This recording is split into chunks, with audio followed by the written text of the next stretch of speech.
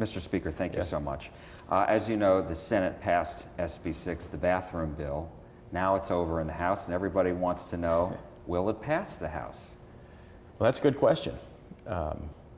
Nothing along the lines of a bathroom bill, a controversial issue like that, I don't believe will be nearing the floor until the House has a good chance to pass a budget, which is the only thing the Constitution requires us to do while we're here for 140 days. And we're making good progress on that. But SB 6, the Lieutenant Governor's bathroom bill, I'm very well aware of it. I come from San Antonio, where people in my community are not wild about this idea. What have they told you about it? Well, we're to be the host city for next year's NCAA basketball Final Four. And a lot of other events come to San Antonio. We're a big tourist and convention city. We're also, as is Dallas, we like to think of ourselves as being pretty good job creators. And I'm hearing from the business community there and really all over the state, including the strong representation by the Chamber of Commerce in Dallas, to not do this, to preserve the reputation, the hard-earned reputation that Texas has gained over the last decade or two as a great business, welcoming state, and a great place to do business, a great place to create jobs. And I think that we should be very, very cautious when entertaining bills that the business community is warning us will be a real downer for economic development. Does that mean you do not support the bathroom bill? I don't support it, but you know, I remind people all the time, I'm one person out of 150. I don't sense that there's a groundswell of support for it here. Does it mean if it gets to the floor it might pass? Could be close. But that bill is in the State Affairs Committee, and this process was built to make it difficult to pass bills, not easy to pass them. So it'll have to be deliberated. I'm sure there'll be hearings and discussions, and it certainly is getting its share of attention this session, I'll give you that.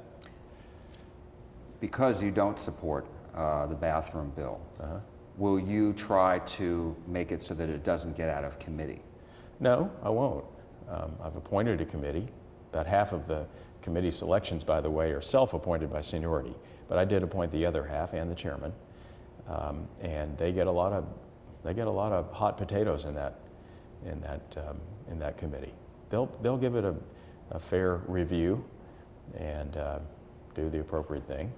And you won't try to keep it from getting a vote in the full House? No, I've made myself pretty clear on where I am on this issue, but I don't think you're going to find members out there who will tell you that I lean on them and tell them to vote for something or against something based on the district that I come from. I express myself, but the House works its will ultimately. And so what is your biggest concern then about the bill? Well, I think it'd be a real downer for economic development, and I think it would be an expression that isn't accurate about who Texas is. I think it would hurt our reputation around the country, one that's been one that we can all be proud of as a dynamic, growing, prosperous state, and growing in the right way. Great job creator. There is no community that's a better example than Dallas of a boom, a great place to do business. And you think that would stop that? A magnet for corporate relocations and for corporate expansions, for jobs, for opportunities for people. And I think this bathroom bill could be a real hindrance to future economic growth for Texas. Just today, I don't know if you saw, Governor Abbott sent out a tweet. There was a story about in Pennsylvania, a boy was forced to share a locker room with a girl, was told to just make it as natural as possible. And the governor tweeted that locker room policies like those will not be tolerated in Texas. Yeah, well, I don't think that, from the sound of it, I haven't read anything about that story, but I would think that our local communities are pretty capable of policing their bathrooms. They have for all my life and all your life, and I'm not aware of any real problems that have occurred. You don't view it as Absent a law. I fundamentally think that if we're at a point in our civilization where you have to pass laws from Austin to tell people how to use a bathroom, we're in a pretty rough spot. I'm sort of a traditionalist, and I don't think we need to pass all that many laws. We need to pass a budget. We need to fund education properly. We need to support higher education. We need to make investments in infrastructure. We need to do the things that will help continue the state to grow. We grow by 1 million people every 2 years. We have 85,000 additional kids in our public schools every year. I'm more worried about those issues and addressing the issues that come with growth than I am some of these more controversial and in my view, unnecessary type things. Wanted to ask you about Senate Bill 4, which also passed and is now in the House. Do you support that? I'm not sure which one that is. Sanctuary cities. Oh, yes. We will likely support a sanctuary cities bill. I know that Chairman Cook held a hearing on Representative Chairman Guerin's bill about a week ago, and I think that went very well. And so I do think a sanctuary cities bill is going to pass. But they're thoughtful people working on it in the House, and they'll continue to work with people of differing views and try to pass something that works for our local communities and works for the state of Texas. So, as you know, the governor declared that an emergency item, and he tweeted and he said today that in a few weeks he expects to sign that into law, and you fully expect that will happen. I think a sanctuary cities bill is very likely to pass. Yes. And I think I'm very confident that one of his other emergency items, Child Protective Services, is moving along very quickly. It's something the Senate and the House are pretty closely aligned on, and I'm glad the governor has highlighted it as well. And I think we're going to make great progress there too. So I think things are moving along pretty well. We're just past the halfway point in this session, and as you know, the Constitution is pretty strongly written in Texas to favor limited government.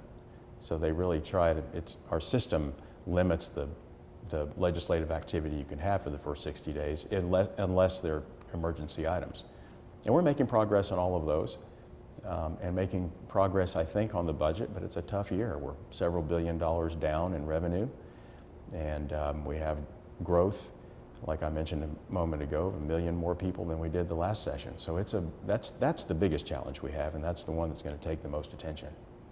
Let me just go back and ask you just one more question on the Sanctuary Cities bill. I know that Charlie Guerin's amendment passed, which was to make it a requirement that a police officer cannot ask someone's immigration status if he's just pulled them over and detained them. He or she has to be arrested before that happens. Do you support that? Well, I support Chairman Guerin, and he has my full confidence to be a thoughtful negotiator to get something past the House and to guide policy that will be good for Texas and not harmful. Have you talked to Governor Abbott about the bathroom bill? I don't recall a specific conversation, but it's come up at some of our breakfast meetings. And does he support it? I don't. You have to ask him. I honestly don't know whether he supports it or doesn't support it. Clearly, the lieutenant governor does, and is driving the issue mainly as its main proponent. Well, as I've made pretty clear, I don't think it's a good idea, but we'll have to play it out. Well, you may have seen that the lieutenant governor recently said, I think, quote, I'm quoting here, I think the speaker is out of touch with the voters on this. Yes, I heard about that. How do you react to that? Well, my voters are not his voters. My voters are the constituents in House District 121. His voters are people around the state of Texas that he has developed as his base. I have other voters too that he doesn't have, and those are the other 149 members of the Texas House. And I think they have placed their faith in me several times to guide us through difficult, sticky issues like this. And so the lieutenant governor's never served in the House. And it's a whole different atmosphere and a completely different institution by design than the Senate is. So I can't argue with him. We have different audiences and some different views on some of these issues.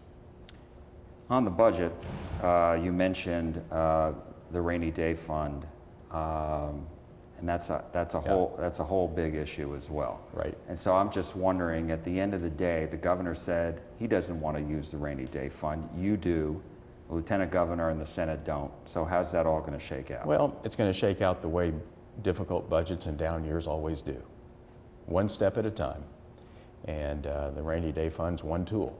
You may have noticed that when the Senate passed their budget out of committee yesterday, they included a smoke and mirrors type maneuver, double counting $2.5 billion. Well, I can promise you the House will not go for that. So we're going to have serious differences, but we always do. And that's why it's smart to start the budget deliberations and negotiations as early as possible. So when you have these various disagreements, that you can have time to work them out.